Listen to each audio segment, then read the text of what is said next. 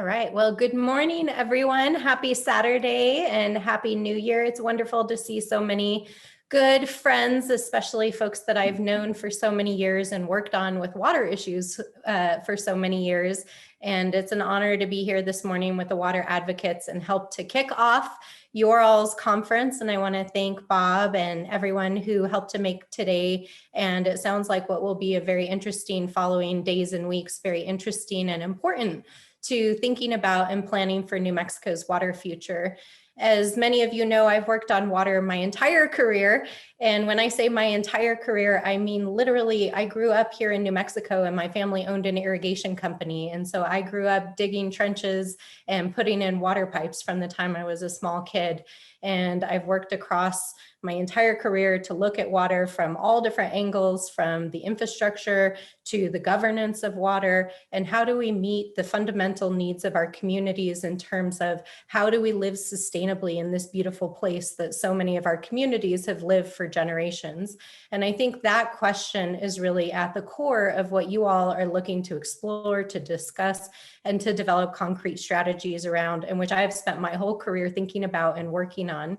And I'm lucky enough to carry on this work now as your Congresswoman here in New Mexico's 1st Congressional District, and to continue the work and the continuity of the water work that we were doing at the state level before I was elected this last June. But I want to just start this morning. Obviously, everyone who's on this call knows the moment that we're living in and the importance of bringing really transformational change to our water governance, our management, and our institutions. But I think it's important to really frame the conversation around the moment, around the history, and what this moment actually means.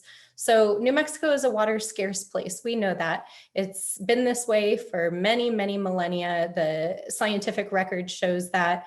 And we have communities that have lived and thrived in this environment for generations, countless generations. Since time immemorial, our pueblos and our tribal communities have been practicing irrigated agriculture, dryland agriculture, and living in this place for thousands of years. Our Spanish Hispano communities came here in the 1500s and have lived here sustainably for many, many generations. And of course, you know, since New Mexico had been incorporated in the United States since the 1800s, New Mexico has been a major agricultural state. It's been a manufacturing place. It's been a science and technology hub. And it's a place where all of us live and hope to live for, of course, and carry out generations to come. And so when we think about the history of how we arrived at this moment, it's really important to think about New Mexico's water history as a place of layered water institutions, water governance, water cultural practices, as well as the physical infrastructure and technologies and information that's used to manage it. Because in order to really think about how do we unpack this complicated challenge of managing water in the future, we really have to understand all of the existing ways in which water is thought about, the way in which water has cultural relationships with different communities, and the ways in which our state and federal and local laws and institutions developed. And so in the first instance, of course, our indigenous communities, as I said, have been here since time immemorial. Many of our communities continue to practice water governance and management practices that have been happening since time immemorial. The agricultural practices of our Pueblo and tribal communities are important not only for the economic benefits that they bring, but especially for the religious and the cultural needs that they meet as well. And so honoring the tribal water rights and the tribal water institutions and needs of our tribal and Pueblo communities is paramount to anything that we think about in this space. And it's really important that our tribal leaders and our Pueblo leaders are at the table in any discussion that we have about water governance and water institutions. Of course, and I know actually I got a note that Paula Garcia of the New Mexico Acequia Association is on with us this morning. We are so blessed, in addition to having these practices that have been passed down generationally from our indigenous communities, of having the acequia history and cultures and institutions of New Mexico, which have also been passed down over literally centuries. And so we know that when the Spanish came to New Mexico, that they brought with them the institutions that had come from Europe and from North Africa and the Middle East, and also in Mexico and throughout Latin America. They were brought here to New Mexico. They were indigenized. They were mixed with the practices and institutions that were already here, that were being practiced here by our indigenous communities. And our communities form their own unique acequia traditions and culture that continue today, that are, again, not only important for the continued economic viability, but especially the cultural continuity of our communities, the connection to the land. And as we're understanding more and more scientifically, also for the hydrologic integrity, especially of our northern New Mexican communities. But of course, what we have to understand is that global climate change is happening. It's already here. When we look at the record of the last 20 years of our hydrologic cycle, what we see is this signature of climate change already appearing in the hydrologic cycle. While it is known from the scientific record that New Mexico would periodically go through periods of extreme drought and then times of flooding and high snowpack, we know that the current signature, which is showing large oscillations and a slow decline in snowpack over many years, is really the signature of global climate change. So what is happening here in New Mexico, in the Rocky Mountains and in the arid West, is that our global circulation of our atmosphere is changing because of climate change. And so these larger patterns of El Nino and La Nina, which normally impacted the way in which water came to New Mexico, are being further impacted. We know, for example, we're in a La Nina year now, and water is moved up north. And so we're in a drought.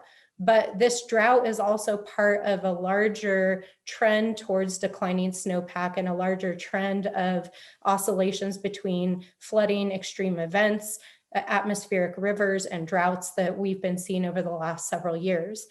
Now, the thing that's so important to understand about the physical hydrology of this space, when coupled with the governance and the cultural institutions in New Mexico, is that with this change, it means that we're going to have to really rethink how we manage and govern water going forward, because those institutions that were developed over time, both in the traditional communities in New Mexico, but especially over the last 150 years to manage water for economic development, the building of large-scale dams and irrigation projects that were subsidized by the federal government, the building of large municipal water infrastructure, all of that was built on, literally built on, a hydrologic regime that is now changing rapidly, and not only changing rapidly over time, but changing rapidly even month to month and year to year.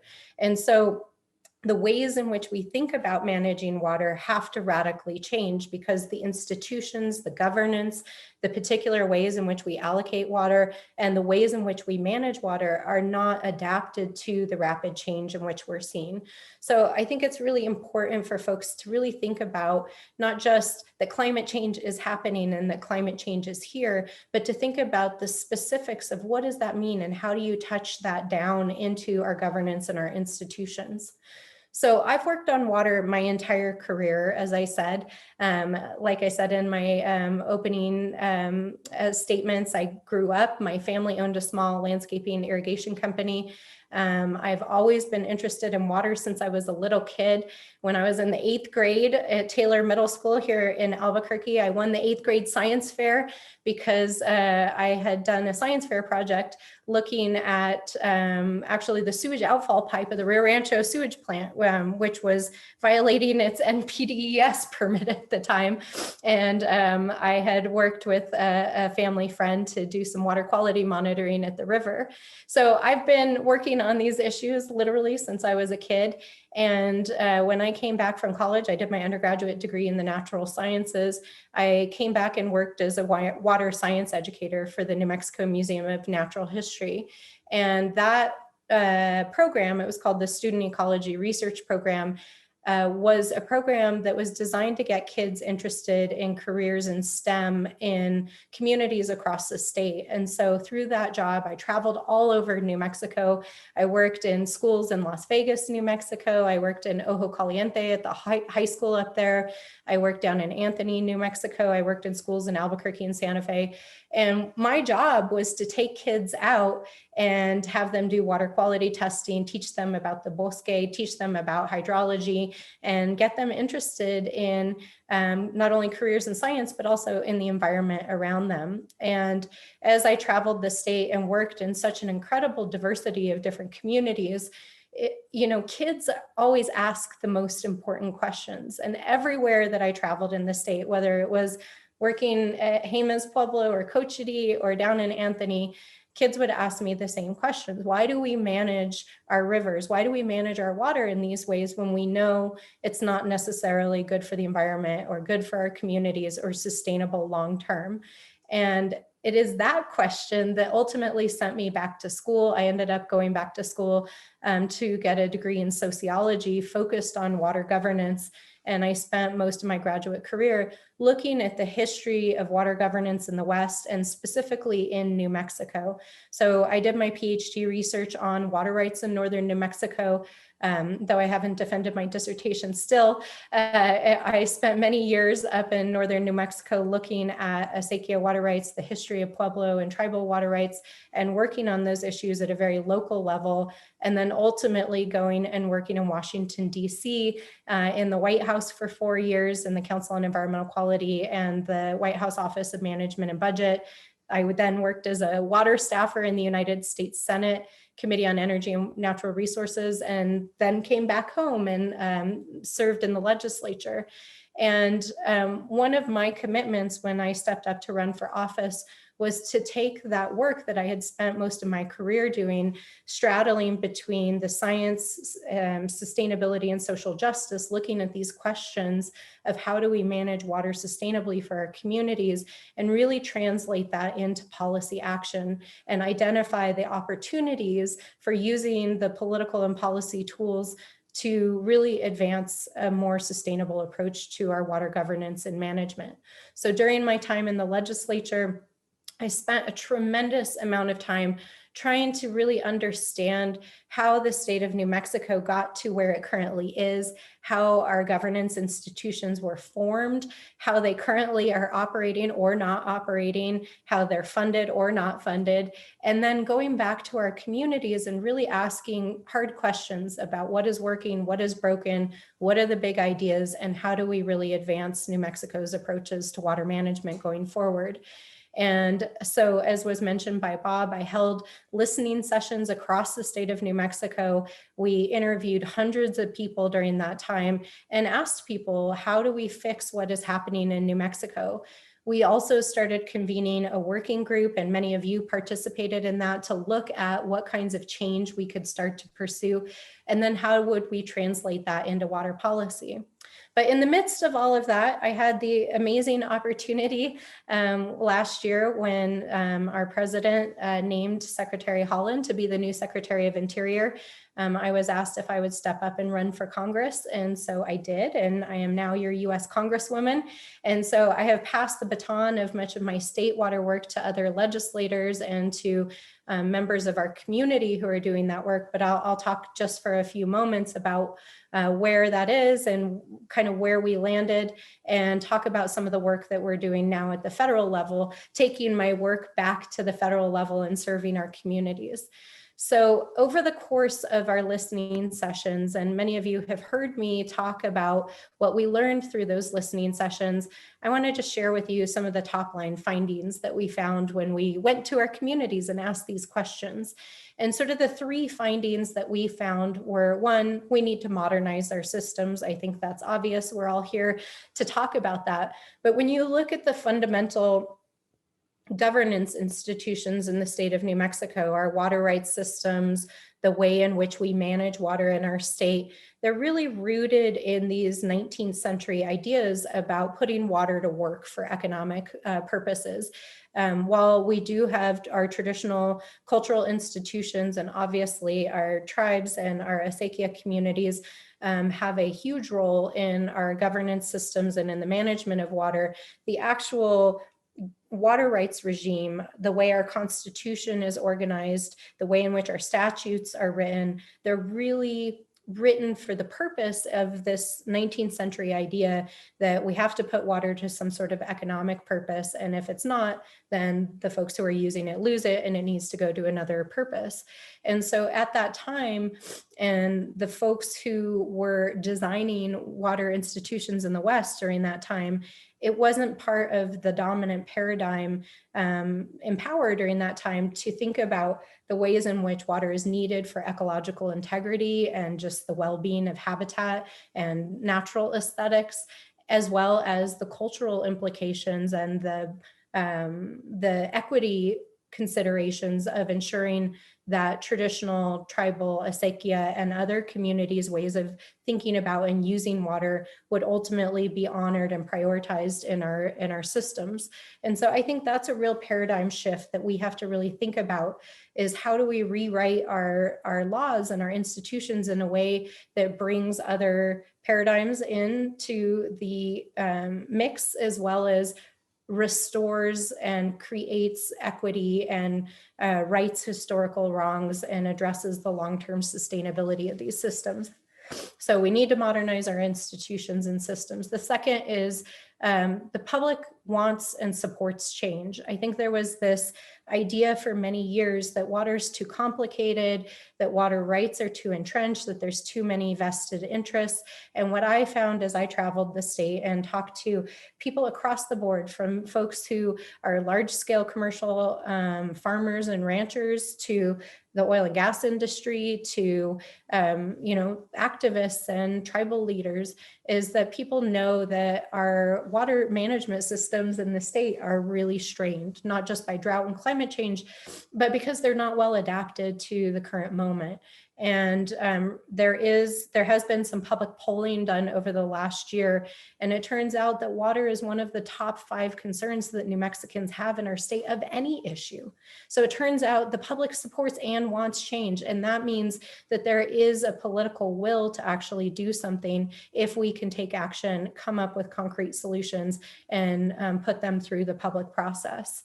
And then the third major sort of finding that we found is that key solutions have to really focus on integration, collaboration, and support. The ideas that led us to where we currently are took a very sort of top-down paradigm of water management. At the turn of the 19th, 20th century, the federal government created the Bureau of Reclamation and began to subsidize the building of large-scale water projects. So many of our dams and our irrigation projects come from the early 20th century. And there was a concept of permitting, water allocation, and management of systems that was a very sort of top-down view of how we manage water on the ground. Over the last 20 years, there has been a complete paradigm shift in how academia, the public, and frankly, just the practical reality of managing water on the ground that understands that we need community-based solutions. We have to bring different interests and stakeholders to the table. We have to come up with collaborative solutions and then find ways to modify our institutions and our governance to help support our communities in solving those problems together. And I think that's especially important in over-allocated basins where you have historic communities that have water rights that trump the other water rights in the system, and also where you have competing needs for water that are so essential to food security, to cultural needs and uses, and for economic development, is that there's nobody who holds all the keys in terms of what the right solutions are.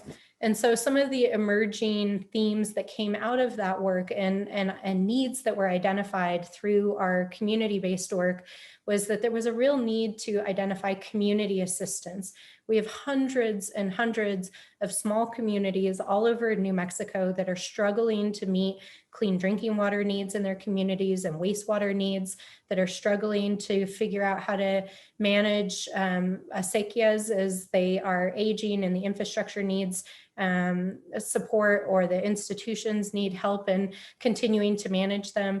And so there's a real need in our state to help provide technical assistance and community supports around water management. So that's in understanding, planning, designing, and accessing resources to upgrade, maintain, and manage water projects. Another finding that we found was the need for not only increased funding for water programs and projects, but that funding be more accessible, it be more streamlined, and that it be more flexible. I spent a tremendous amount of time during my time in the legislature really trying to understand the different programs that fund water projects in the state of New Mexico. And what I found is that over the last, especially 100 years, a sort of ad hoc policy process had occurred in which we would create a fund to do this, or we would create a fund to do that. And the sum of the parts, or the whole was not greater than the sum of the parts. We have a sort of mishmash of all of these different programs that meet some needs, but do not do so in an integrated way that would allow us to really solve many of the most complex problems we have on the ground. And so really unpacking that funding problem, it's not just a matter of increasing funding, it's how do we make funding more available, more accessible, more designed for solving the problems on the ground that need to be solved. The third major sort of structural finding that we found is that there's a really important need to improve our governance institutions in the state. We have, I would say, 4 or 5 major water management organizations in the state engineer, the Interstate Stream Commission, New Mexico Environment Department. The Energy Department has a role because of oil and gas and minerals, and of course our state geology folks who have been leading on the Water Data Act. And there's such a need to integrate, whether in statute or through organization, collaboration, coordination, and work across these agencies, which have varying and sometimes incongruous mandates. And which again, the whole is not greater than the sum of the parts. If we were going to design a modern water management system in the 21st century, it wouldn't look anything like what we've inherited through our history. And so I think a key question that is before us as we think about modernizing our governance of water is to say, what should our institutions look like? How should they be organized? And what kind of integration and organization should they have to really implement the kind of water management changes that we need? The third sort of structural finding that we found is around integrated water resources management.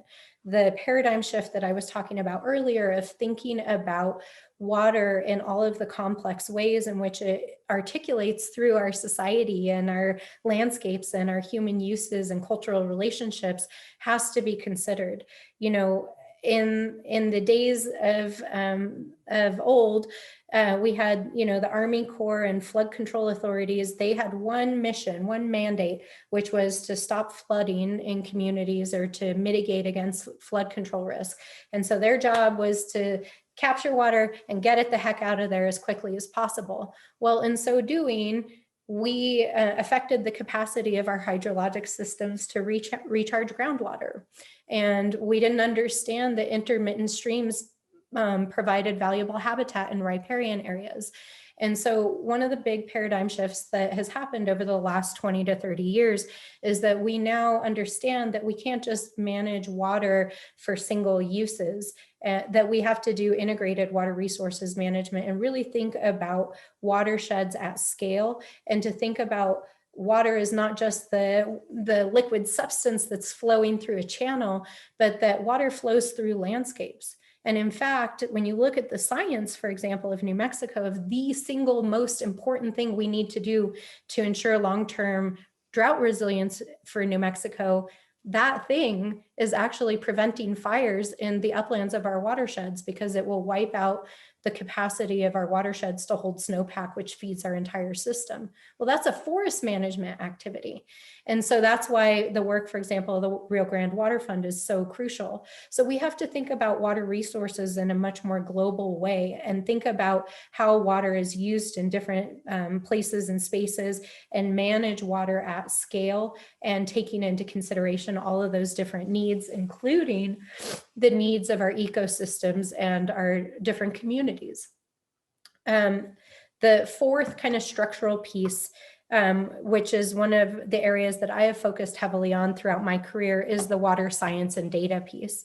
I think that one of the things that is so interesting, and I'll use the word incongruous again, is the lived experience that we all have of living in this modern technological world, where you and I have at our fingertips at any moment the ability to connect with people all over the world, to connect to water, or to connect to science and data, and to connect to real-time information that can help me figure out where I'm going to get coffee this morning, or how I can order something through Amazon from anywhere in the world through my phone.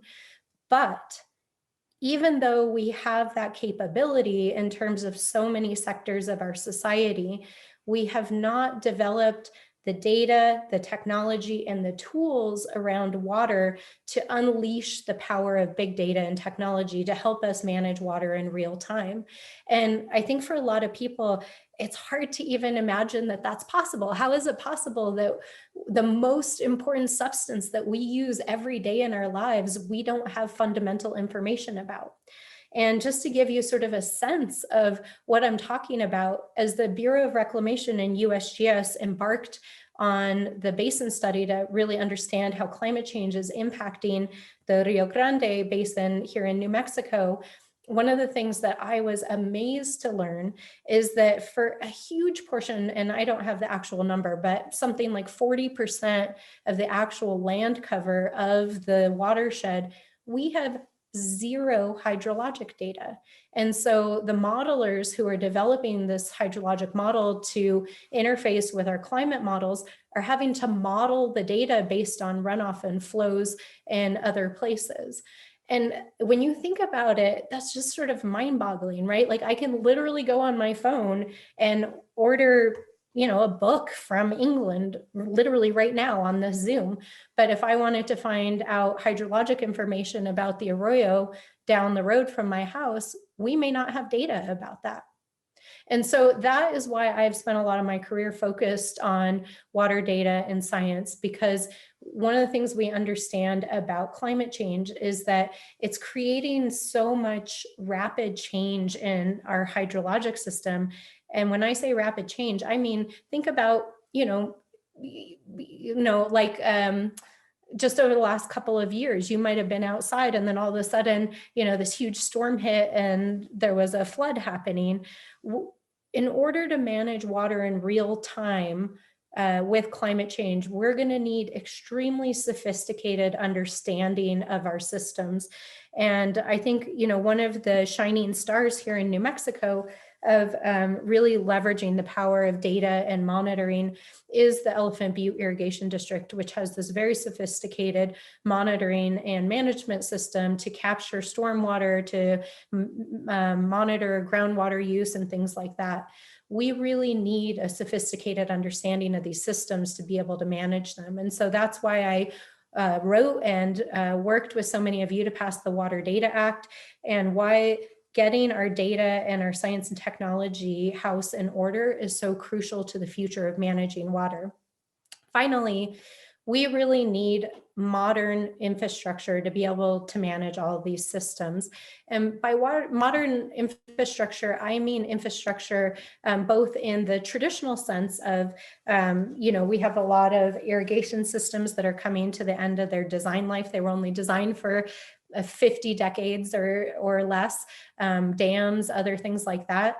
But one of the big paradigm shifts and revolutions that we've seen in our water management systems and thinking over the last several years is that we really need to use and restore natural systems back to the way in which they manage water organically and developed over millennia in this landscape, because restoring those natural systems and hydrologic processes is not only important to the functioning of the ecosystems, which it is, and that's very important as well, but it's also important to our sustainability, to human life and sustainability in these landscapes, because we need our groundwater to recharge, because we need these systems to function, we need our environments to be healthy, and they also do a lot of work for us in terms of mitigating storm damage and addressing the ecological needs of our systems.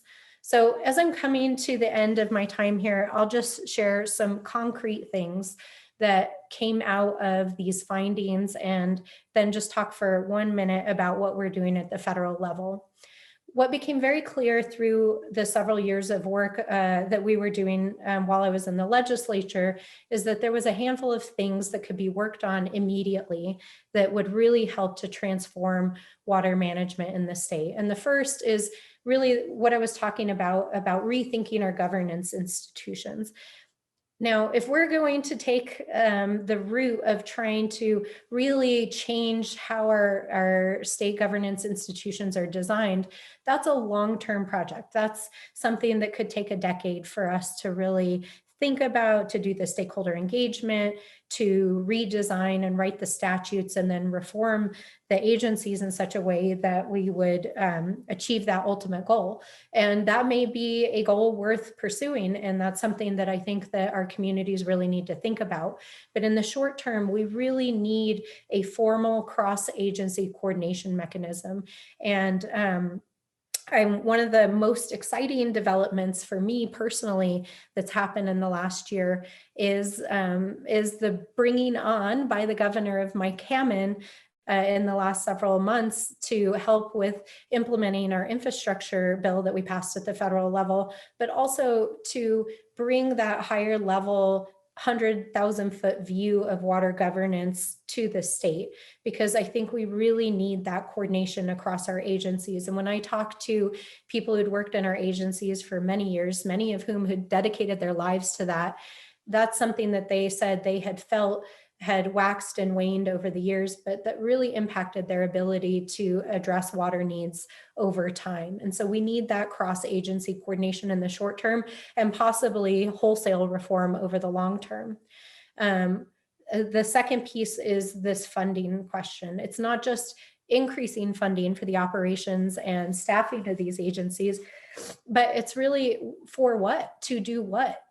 So if we were to increase funding, for example, for the state engineer's office, should that money go into planning and integrated water resources management efforts versus additional permitting and legal needs? Those are all valid questions. I'm not saying one or the other, but not only funding the agencies, but to do what, and then also thinking about how we streamline what the agencies do. A third sort of concrete recommendation that came out across the board, and it's strangely to me more controversial than I would have expected, but that is to repeal the statutory requirement that our lead water manager be an engineer. Right now, it is in statute that the head of the state engineer's office actually be a licensed engineer. And one of the challenges is that really shrinks the pool from which we can choose water managers. Now, we have a lot of talented watershed engineers in New Mexico, so don't get me wrong. But when a governor is looking for a water manager, it really shrinks the opportunity space when there are only a certain number of people that are available, that have the credentials, and are willing to come to state service. And so repealing that requirement and replacing it with some other but still robust job requirements would really open up the space to bring new thinking, I think, into how we do water management. There's a need to streamline and overhaul our water statutes That's a long-term project. That's something we're likely, if we're going to pursue that, we need to do over likely a 10-year timeframe. We need really focused watershed planning. The state has been working on a 50-year plan, but due to resource constraints, has not been able to develop a really robust science and technically based plan for the state that includes water management and allocation and infrastructure and all of the things that would go into that. And so we need a really robust 50-year plan and to build on the wonderful work that the state has already been doing, but really take that to the next level. Another concrete area is we really need our own water quality permitting program. New Mexico is one of only 5 or 6 states that does not have delegated authority under the Clean Water Act to control its own water quality destiny. And that really hampers the state in preventing pollution from going into especially some of our smaller water bodies. And so that's an area that previous administrations had explored, but it's an area that's ripe and ready. And then 3 more recommendations. We really need to work with our tribal communities. The state, because of the way our history developed, states have legal authority over water rights and water allocation and permitting, but because of the federal nation-to-nation relationship with tribes and the fact that tribes have the prior and paramount water rights in our communities, we have to develop institutions and organizational ways of engaging with tribes in nation-to-nation relationships that honor their water rights and that are collaborative in managing these water resources. Because at the end of the day, the tribes are in many ways the holders of the stewards of our water resources. And we can't talk about any of this without having those conversations in partnership and in collaboration with tribes. We have to also do so with our acequias. And then finally, we really have to have an eye on conservation. At the end of the day, I get asked 1,000 times a year about desalination, about water technologies. Have I looked at other places where, places across the world where people are using water in really innovative ways? And yes, all of those things are a part of the solution. But the reality is, and this is where I'll come back to where we started, we live in an arid landscape in a time of climate change. The only way we are going to get through this is by practicing really robust water conservation. And that means using less water, using it more smartly, using it in real time, and really identifying what the highest priority needs are for our communities while honoring our historical relationships with water. There's no silver bullet. There's no technology that's going to solve this problem for us. We have to solve the problem by saving water, using it wisely, and really protecting our water resources. And so that's why now in Congress, I have been working really hard to identify things we can do at the federal level to supplement and support the state and tribal and local management of water. We passed a bipartisan infrastructure bill this fall that includes billions of dollars for water projects. Right now, myself and my staff are looking at how to get those water dollars on the ground to our community organizations and our water governance institutions. I introduced a bill right before Christmas to allow the federal government to waive the co-pays or healthcare is on the brain, the cost shares required by some of the federal programs. It's kind of like a copay. It's a water copay for federal programs for tribes.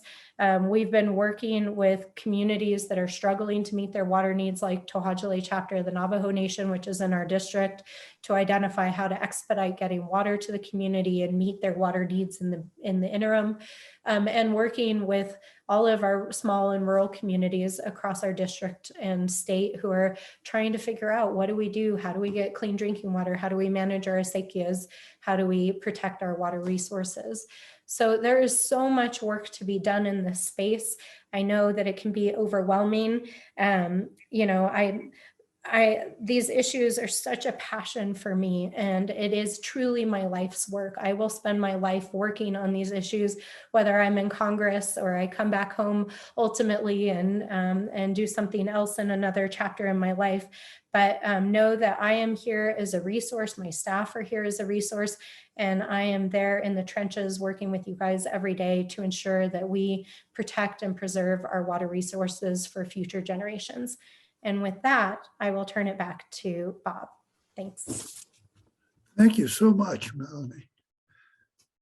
That sets us up for the follow-ons. Right now we have a question session, and what we'd like to do is ask everybody to either step in and ask the question, unmute yourself, or probably preferably send the question in the chat and to Dominic Frere, and Dominic will read them. It's hard to do hand raising with 99 people on the screen, and so I think we need sort of self-control among all of us.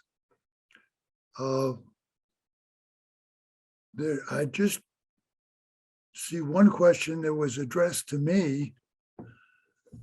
Ask Representative Stansbury.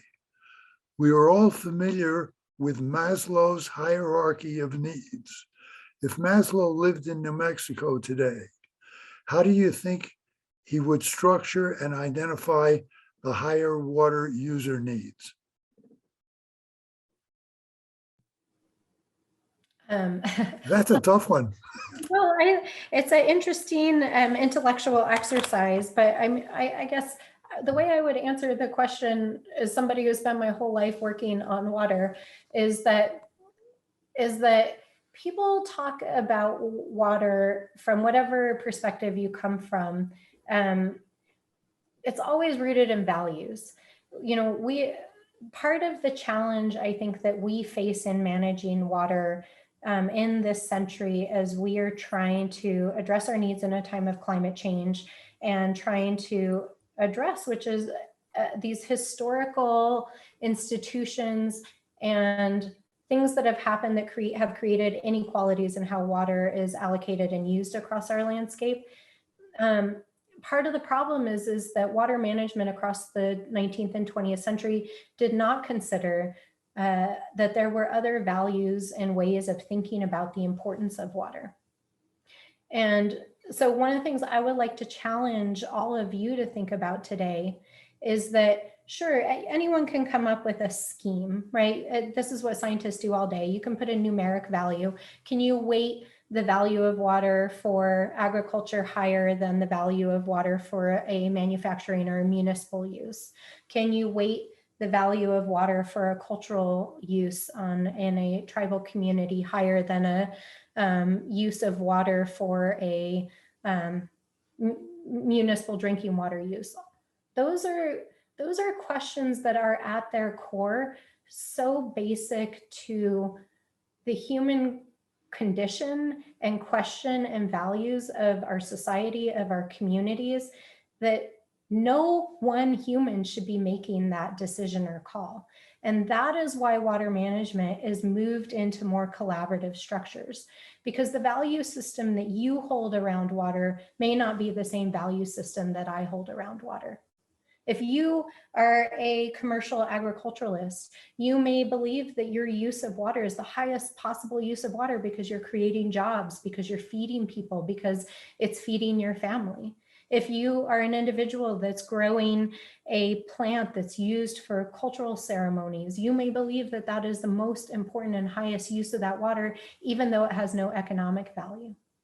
So since it's a question that was posed to me, as a sort of intellectual exercise, I want to put it back to the group to say the real intellectual exercise in water management is not to come up with some, scheme, some numeric scheme, but to think about water management as a very human activity. I like to say that I spent much of my career working on tribal water rights settlements, and I like to say they're a lot like marriages. you don't just sign a piece of paper and it's over. It's a relationship.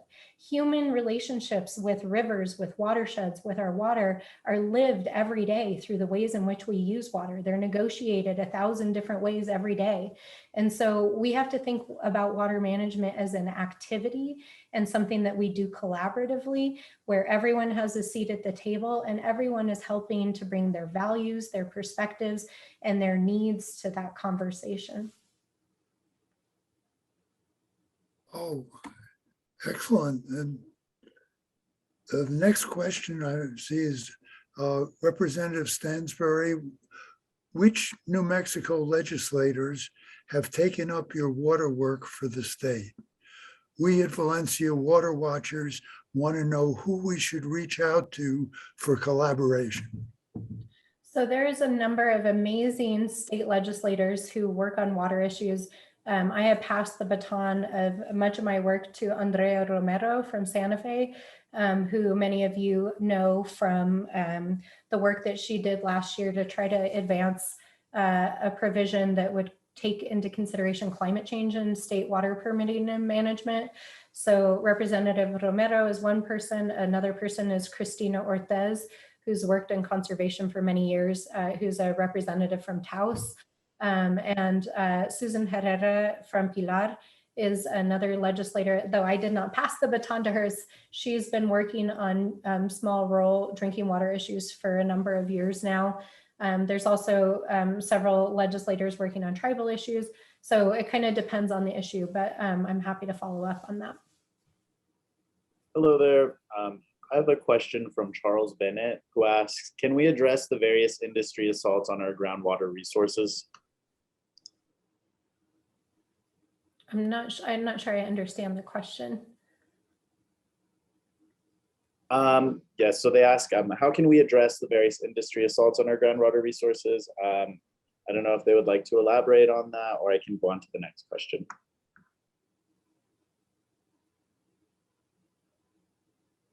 Okay. Well, I'll just, if I'll try to interpret the question a little bit, but let me, so one of the things that it's hard to sort of cram all this stuff into a short talk, but the existing management systems that we have, the statutory mandates of our different agencies manage different industrial uses of water. So the state engineer's office is the authority that manages permitting, so the allocation of water for different uses. The New Mexico Environment Department is responsible for the enforcement of water quality standards, both for drinking water and for discharges, working with EPA. And the Energy Department works with the oil and gas industry on their uses of water and wastewater in the field. So it kind of depends on the specific industry and the specific impact to water resources. But sort of in the current regime, the state engineer's office is supposed to be weighing the public interest and benefits of permitting different water uses for different uses. And one of the challenges is that it's really in this sort of economic use paradigm, and there aren't a lot of current tools and statute to prioritize, for example, environmental uses and benefits. In the water quality space, as I mentioned, we don't have our own robust permitting system. And so we don't have a lot of control over pollution in our state. And so that's why we need a statutory authority to do that. And in the oil and gas space, this is still an evolving story that, of course, is something that is deeply concerning to many people and could be a whole seminar unto itself. But I'll leave it at that. The next one I have is that what can we do to address the underlying cause of our exacerbated water issues? In other words, climate change. It is an emergency needing immediate government addressing, not another $20 billion subsidies to fossil fuel industry. So let me, if I can, I'll take a moment to unpack how I try to approach the huge issue of the climate crisis. For me, it's very important to kind of break it down into concrete areas of activity so that we can address each part and component of the climate crisis. So we have, I think it's very useful to think of climate change as really at its baseline, a chemistry and an economics problem. The question is, how do we keep carbon pollution from going into our atmosphere and doing so in the most economically and rapid and efficient way as possible? And so in order to do that, we have to address our greenhouse gas footprint. And we have to do it in every place, every spot on the planet where greenhouse gas is being emitted. And we have to do it across every single sector of our society. The second area to think about the climate crisis is how do we help our communities respond to and prepare for the climate change that's already here and that we know is going to happen regardless of what happens with our carbon footprint. And then the third area that we have to think about is the economic transition. How do we help our economy globally and locally in the places where communities are dependent on carbon emitting industries transition to more sustainable industries? So on the greenhouse gas side, you have to break it down by sector. Fossil fuels, oil and gas are one sector that emits. Transportation is another sector. Electricity is another sector. We also have the potential to sequester carbon through reforestation and agricultural practices. So the solution set in the greenhouse gas space is a whole set of solutions across different sectors. But with respect to water and resilience around water, the challenge is that climate change is already here. We can't turn back the clock. It's already here. We see it in the measured hydrologic and climatological change we're already seeing here in New Mexico. We're seeing it in our water flows in our river. We're seeing it in our upland snowpacks. And so while we are addressing our greenhouse gas footprint and trying to stop any further damage to our atmosphere and change in our global system, we have to face the reality that climate change is already here and that we have governance institutions and ways of managing water that are completely not adapted to help us navigate this. And while it is an emergency, it's like a slow roll emergency, because what we're going to see over the next half century is, for example, our snowpack is likely to diminish to zero in some places. So we may not have the capacity to modernize all of our governance institutions and infrastructure this year. We're going to get the ball as far as we can, and all of you are going to be a part of that process. But we do know that we have to take action over the next decade, or else our communities are not going to have water.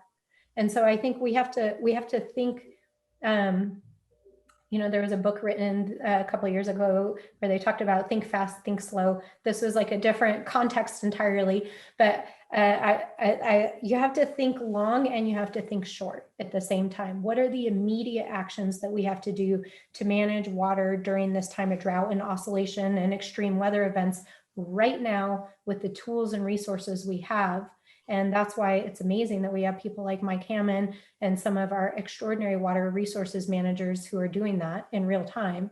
And then we have to think long. We have to think about this multi-year political policy and infrastructure process of really retrofitting our systems so that we can adapt to the change we know is coming regardless of what happens to our greenhouse gas footprint. So you have to do both of those things at the same time, while also empowering our communities to really take hold of their own economic futures. And that's tied to water too.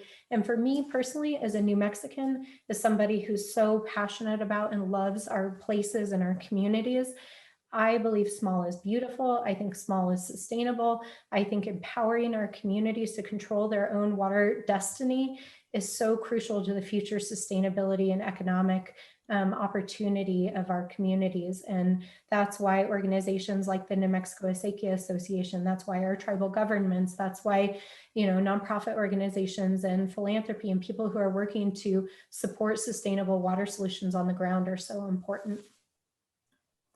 Okay, well, we've got a whole bunch of other questions, and the clock has run out on us. So what I'd like to do is ask anybody who didn't get their questions answered to either put them further in the chat or send them in an email to info@mrgwateradvocates.org, and we'll work at trying to get answers one way or another. With that, I'd like to thank Representative Stansbury for a whole lot of inspirational words.